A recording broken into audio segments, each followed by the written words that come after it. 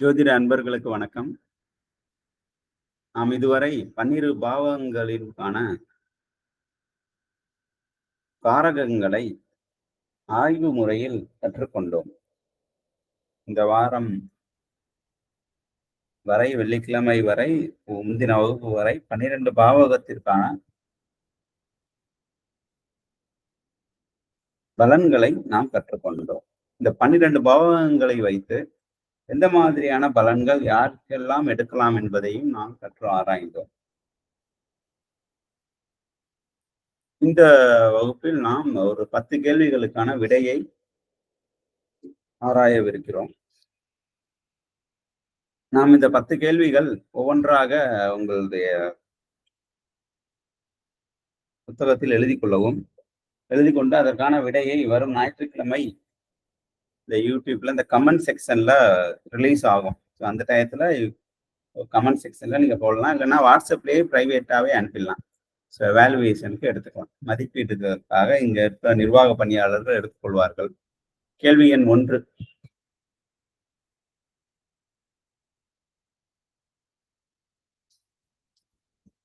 பொறுத்துக. 5ஆம் பாவகம், 7ஆம் பாவகம், 8ஆம் பாவகம், 9ஆம் பாவகம். 5ஆம் பாவகம் எது? தர்மஸ்தானமா, தானம் செய்யும் ஸ்தானமா, வாழ்க்கை துணைக்கான ஸ்தானமா, அஷ்டலட்சுமி கடாட்சத்திற்குரிய இடமா? அதே மாதிரி 7ஆம் பாவகம் எது என்று இதில் தேர்ந்தெடுக்கவும். 8ஆம் பாவகம் எது என்றும் 9ஆம் பாவகம் எது என்றும் தேர்ந்தெடுக்கவும். அதற்குரிய சரியான பதில், பொருத்தப்பட்ட பதில்கள் 1 சரி பின்வருவனவற்றில் மீதம் 3 தவறாக பொருந்தியுள்ளது. ஏதேனும் 1 2 தவறாக பொருந்தி இருக்கும். அது எது சரியான பதில் என்று நாம் தேர்ந்தெடுக்க வேண்டும். 5ஆம் பாவகம் எதை கூறும்? தர்மத்தை கூறுமா, தானம் பற்றி கூறுமா, வாழ்க்கை துணையை பற்றி கூறும் ஸ்தானமா, அல்லது அஷ்டலட்சுமி கடாட்சம் பற்றி கூறும் ஸ்தானமா என்பதை நாம் ஆய்ந்து எடுக்க வேண்டும். 7ஆம் பாவகம் எதை காட்டும்? அதே மாதிரி 8ஆம் பாவகம் எதை காட்டும், 9ஆம் பாவகம் எதை காட்டும் என்று நாம் ஆய்ந்தறிந்து இதற்கான சரியான விடையை எழுதலாம். கேள்வி எண் 2. லாங் லாஸ்டிங் சர்வீஸ், அதாவது நீண்ட நீடித்த பணி என்று கூறுவதுண்டு. இப்ப அரசு தொழிலெல்லாம் எடுத்துக்கிட்டோம்னா 20 வருஷம் நான் சர்வீஸ் பண்ணேன், 25 வருஷம் சர்வீஸ் பண்ணேன்னு சொல்லுவாங்க. அதே மாதிரி பிரைவேட்லயும் முன்னாடி எங்க தாத்தா காலத்துல எல்லாம் ரொம்ப வருஷம் ஒரே நிறுவனத்திலேயே வேலை பார்ப்பாங்க. நிறுவனம் மாற மாட்டாங்க. இப்பதான் ரொம்ப பேர் மாறிக்கிட்டு இருக்காங்க. லாங் லாஸ்டிங் சர்வீஸ் என்ன பண்ணும்னா, நல்ல ஒரு பென்ஷன் இல்லைன்னா ஒரு ரிட்டையர்மெண்ட்க்கு அப்புறம் ஒரு ஓய்வு நாள்ல அவங்களுக்கு அதுக்கான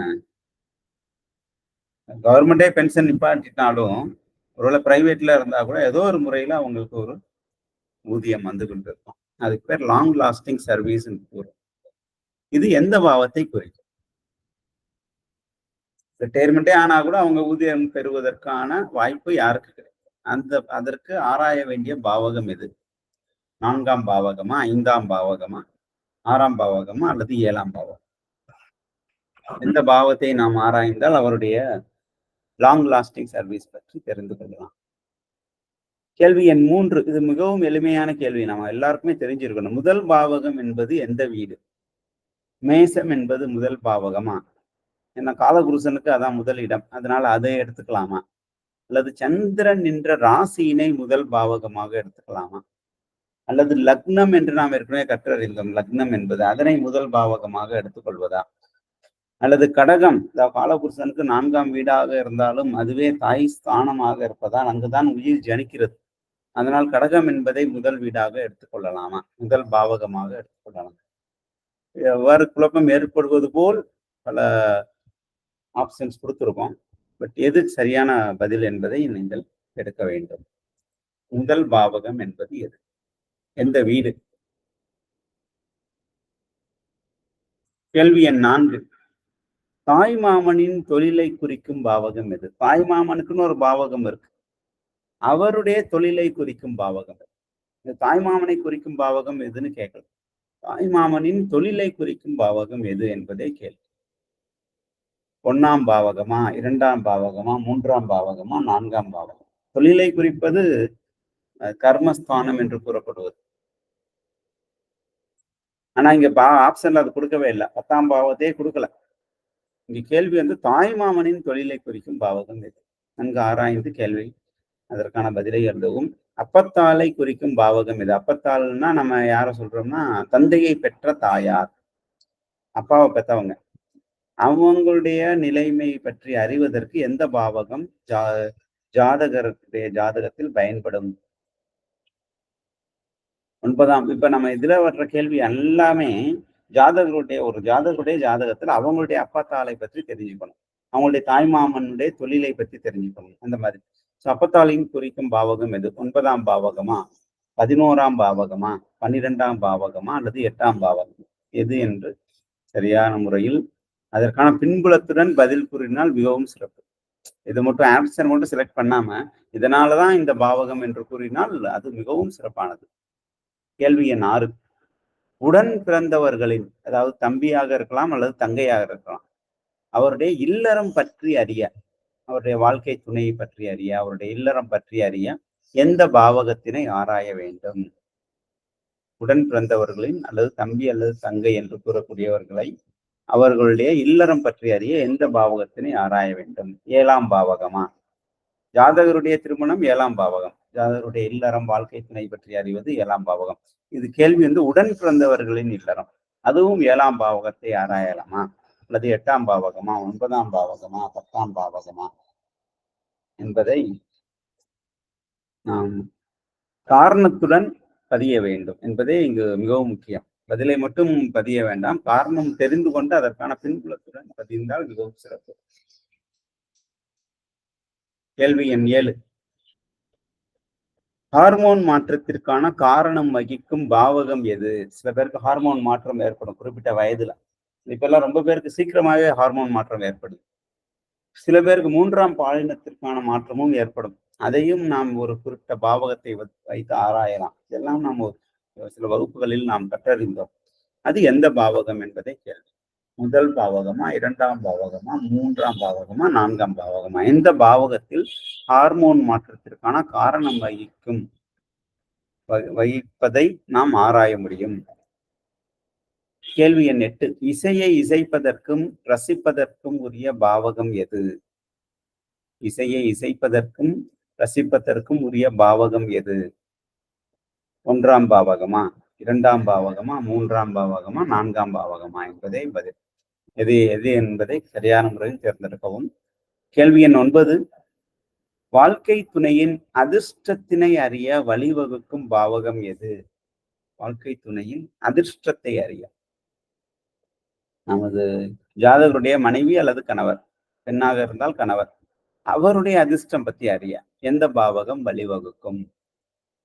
1ஆம் பாவகம், 7ஆம் பாவகம், 2ஆம் பாவகம், 8ஆம் பாவகம்.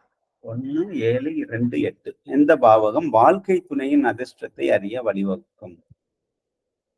கேள்வி எண் 10.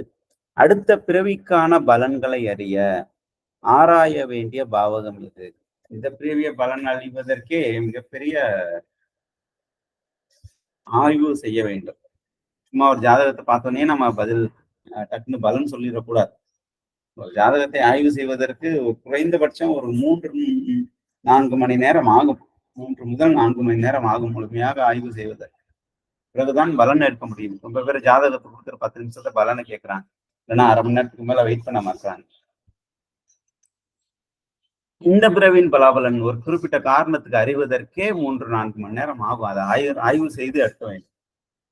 ரொம்ப பேருக்கு அதுக்கான மாணவரியம் கிடைக்காதனால அவங்களும் மேலோட்டமா பார்த்து சொல்லிடுறாங்க. கேள்வி எண் 10. அடுத்த பிறவிக்கான பலன்களை அறிய வேண்டிய பாவகம் எது? 7ஆம் பாவகமா, 12ஆம் பாவகமா, 5ஆம் பாவகமா, 9ஆம் பாவகம்? அடுத்த பிறவிக்கான பலன்களை எந்த பாவகத்தை வைத்து நாம் ஆராய முடியும் என்பதை கேள்வி. இந்த 10 கேள்விக்கான பலன்களை சரியான பதில்களை 10 கேள்விக்கான சரியான பதில்களை பின்புலத்துடன் உங்களுக்கு தெரிந்திருந்தால் மிகவும் சிறப்பு. ஏனென்றால் இந்த குறிப்பிட்ட தேர்வில் பின்புலம் மிகவும் முக்கியம். நாம் இதற்கான பதிலை வரும் திங்கட்கிழமை முதல் வகுப்பில் காண்போம். இந்த முதல் வகுப்பில் காணும் பொழுது நானும் பின்புலத்துடன் விவரிப்பேன். அதனால் நீங்க மற்ற இந்த வாரம் நீங்கள் கலந்து கொண்ட அனைத்து ஜோதிட வகுப்புகள் அல்லது கலந்து கொள்ள முடியாத ஜோதிட வகுப்புகள் அனைத்தையும் நீங்க இந்த ரெக்கார்டிங்கை பார்த்து ரீலேர்ன் பண்ண மறுமுறை கற்றுக்கொள்ளுங்கள். பிறகுதான் அந்த விளக்கமும் சரிவர உங்களுக்கு புரியும். இதற்கான பதில்களை சரியான முறையில் பதிவு செய்யவும் வாழ்த்துக்கள். நன்றி.